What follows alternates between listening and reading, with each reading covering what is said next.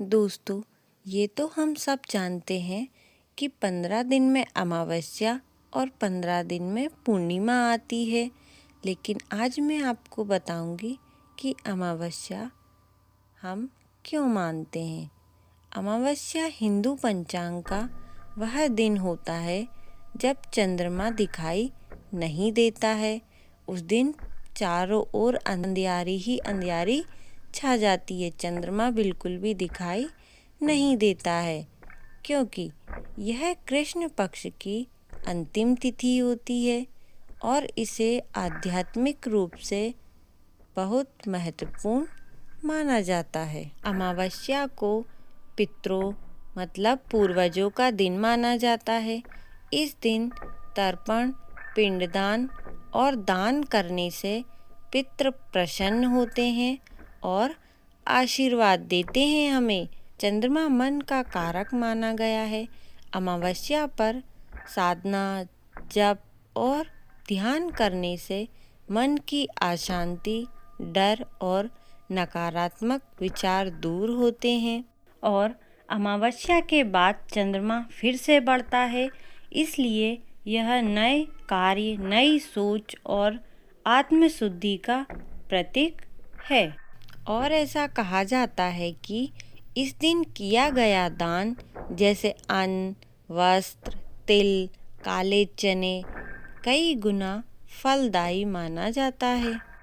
और मैं आपको बताती हूँ कि हम अमावस्या क्यों मानते हैं।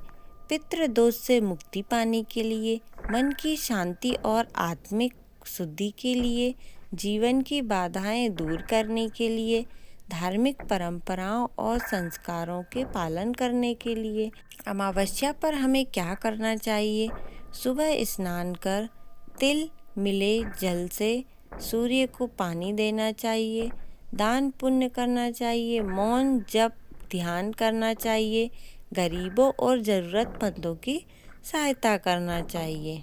वैसे तो हमने अमावस्या से जुड़ी बहुत सारी कथाएं और कहानियां सुनी हैं, सच्ची घटनाओं पर आधारित।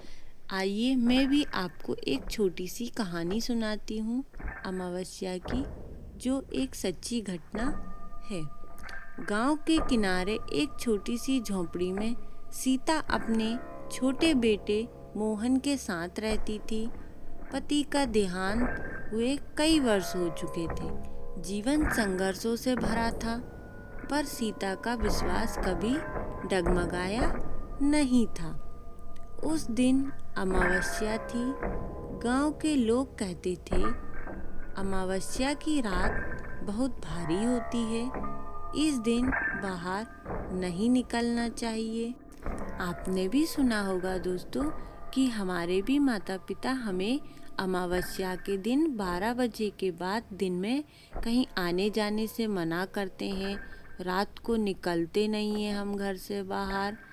आपने सुना जरूर होगा अपने बड़ों के मुंह से। लेकिन सीता जानती थी कि अमावस्या पितरों और ईश्वर की विशेष कृपा का दिन होता है। उसने सुबह सुबह स्नान किया, एक दिया जलाया और अपने दिवंगत पति के नाम से एक मुट्ठी अनाज और थोड़ा सा गुड़ गरीब बच्चे को दान कर दिया। रात बहुत हो चुकी थी, चारों ओर अंधेरा था, क्योंकि उस दिन चंद्रमा नहीं होता है। अचानक मोहन तेज बुखार से तप रहा था। जब उसने देखा कि उसके बेटे को बुखार है तो वह घबरा गई। गांव में कोई वैद्य नहीं था, क्योंकि वह एक छोटा सा गांव था और उन्हें अपनी ज़रूरतों की चीज़ें लेने के लिए भी दूसरे गांव में जाना पड़ता था।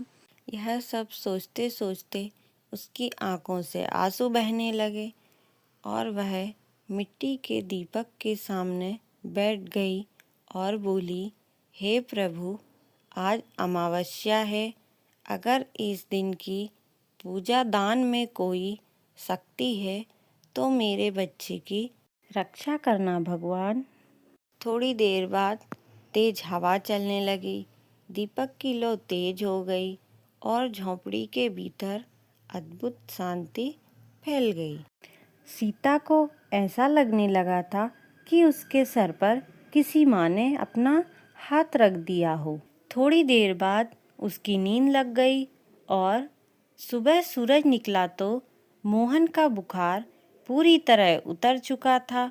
बच्चा हंसते हुआ उठा देखकर सीता की आंखों से इस बार कृतज्ञता के आंसू निकले, मतलब उसकी आंखों से खुशी के आंसू निकल रहे थे।